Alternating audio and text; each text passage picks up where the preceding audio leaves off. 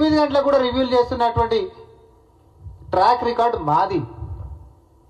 నిరంతరం ప్రజల గురించి ప్రజల మధ్యలో తిరుగుతున్నటువంటి ట్రాక్ రికార్డ్ మాది.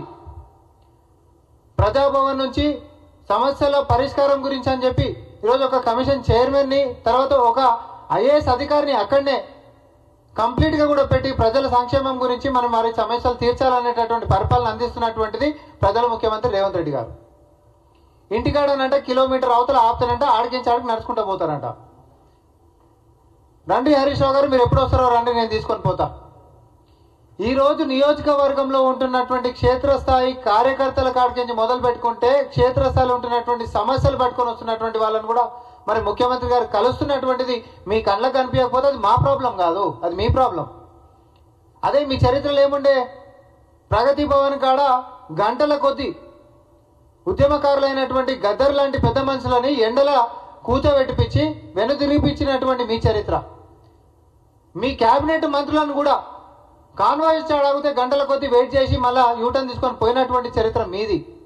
గడిలలో ఉండి రాజుల లెక్క ఫీల్ అయిపోయి ప్రజలకు అందుబాటులో లేక కనీసం ప్రజలకి రాకుండా పాలనను అందించినటువంటి మీరు ఆఖరికి ఈరోజు కూడా చెప్తా ఉన్నా, ప్రతిపక్షం హోదా ఇస్తే ప్రతిపక్ష నాయకుడు లెక్క కనీసం అసెంబ్లీకి రానటువంటి మీ మామ ఈరోజు గడిల గురించి మీరు ప్రజల గురించి పరిపాలన గురించి మాట్లాడితే హాస్యాస్పదంగా ఉంది. హరీష్ రావు గారు, నీవు ఎన్ని వందల ఎకరాలు నార్మల్ ఒక పొలం చుట్టూ కడీలు పెడతాం మనం, కడీలు ఎట్లయితే పెడతామో పోలీసు వాళ్ళని కడీలు పెట్టినట్టు పెట్టిండు.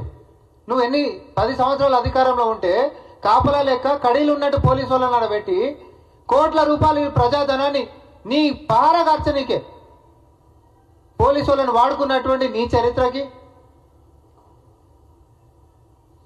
గడీలను కూడా ప్రజాభవన్లను చేసి సమస్యల పరిష్కారం కోసం పాలనను అందించేటటువంటి విధానాన్ని తీసుకొచ్చినటువంటి రేవంత్ రెడ్డి గారికి చాలా తేడా ఉంది హరీష్ రావు గారు. అంతేకాదు ఆయన ఫామ్ హౌస్ చుట్టూ ఊర్లలో ఎవరైనా రావాలని అంటే ఇజ్రాయెల్ పాలస్తీనాల మధ్యలో ఏదో ఏమంటారు బ్యారికేడ్లు వేసేసి చెకప్లు నడుస్తాయి చూసిరా, అట్లా ప్రజలు సొంత ఊర్లలోకి రావాలని అంటే బ్యారికేడ్లు వేసి చెకప్లు చేసి వాళ్ళకి ఐడి కార్డులు ఇచ్చినటువంటి చరిత్ర మీది. ఈరోజు అట్లాంటి చీకటి రోజులు గిట్ట ఏమైనా ఉన్నాయా?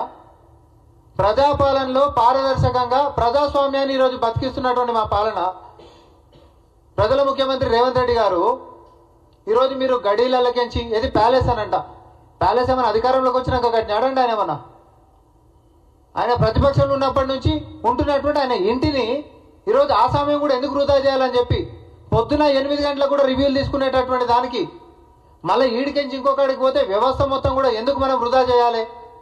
సమయం అనేటటువంటి అధికారులు ఈడికి వచ్చే చేస్తే అందరం ప్రజల గురించి మనము సమయం వేస్ట్ చేయకోకుండా వాళ్ళకు ఉపయోగపడాలనేటటువంటి ఉద్దేశంతో ముఖ్యమంత్రి గారు ముందుకు పోతా ఉన్నారు.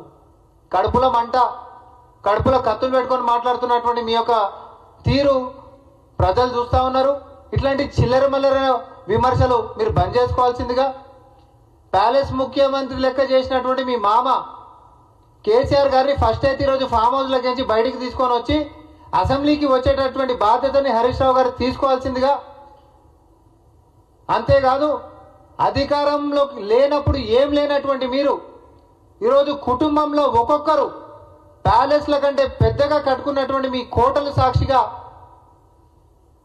విమర్శలు బంద్ చేసి ప్రజల గురించి వారి సమస్యల మీద కొట్లాడాల్సిందిగా కాంగ్రెస్ పార్టీ నుంచి విజ్ఞప్తి చేస్తా ఉన్నాం.